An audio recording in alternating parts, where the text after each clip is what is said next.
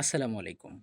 Short academic সলিউশনের পক্ষ থেকে তোমাদের জানাই শুভেচ্ছা। ষষ্ঠ শ্রেণীর ষান্মাসিক মূল্যায়ন পরীক্ষার ইংরেজি প্রশ্নটি আমরা ইতিমধ্যে হাতে পেয়েছি।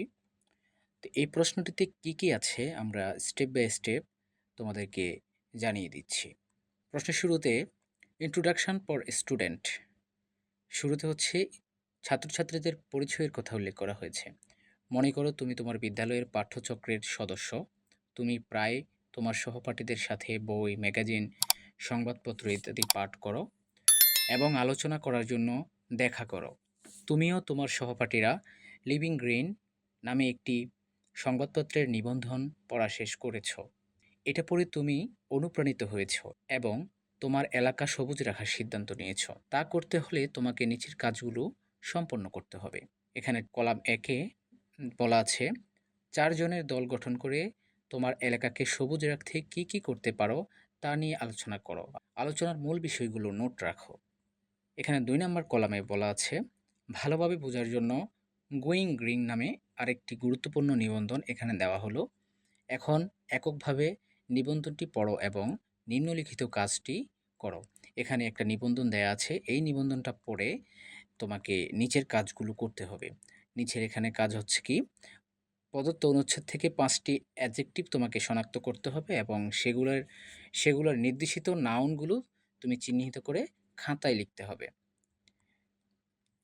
৩ নম্বর কলামে বলা আছে তুমি যেহেতু তোমার এলাকায় সবুজায়নে কাজ করতে চাও, এই কাজে সমর্থন পেতে তোমার এলাকার গুরুত্বপূর্ণ ব্যক্তির সাথে কথা বলা প্রয়োজন। এখানে তোমাকে ২ টা প্রশ্ন করা হয়েছে। এখন তোমার এলাকার গুরুত্বপূর্ণ ব্যক্তির কাছে জিজ্ঞাসা করার জন্য একটি প্রশ্নমালা তৈরি করো। তোমার প্রশ্নমালার কমপক্ষে ৫টি প্রশ্ন থাকবে এবং প্রশ্নগুলো প্রশ্নবোধক বাক্য তৈরি এবং সঠিকভাবে প্রশ্নবোধক চিহ্ন ব্যবহার করার নিয়ম মেনে চলবে। বি নাম্বারে আছে এখন তোমার করা প্রশ্নগুলোর উত্তর ভিত্তি করে এলাকাটিকে সবুজ রাখার উপায় সম্পর্কে তোমার এবং তোমার এলাকার গুরুত্বপূর্ণ ব্যক্তির মধ্যে একটি কাল্পনিক কথোপকথন লিখো। তোমার লেখায় নিম্নলিখিত শর্তগুলো অন্তর্ভুক্তি করতে হবে। প্রথম হচ্ছে ইউজ আর্টিকেল। তোমার যে লেখাগুলো সেখানে আর্টিকেল ইউজ করতে হবে, ফুল স্টপ ইউজ করতে হবে, question mark, use assertive sentence where necessary, use formal expression to welcome someone.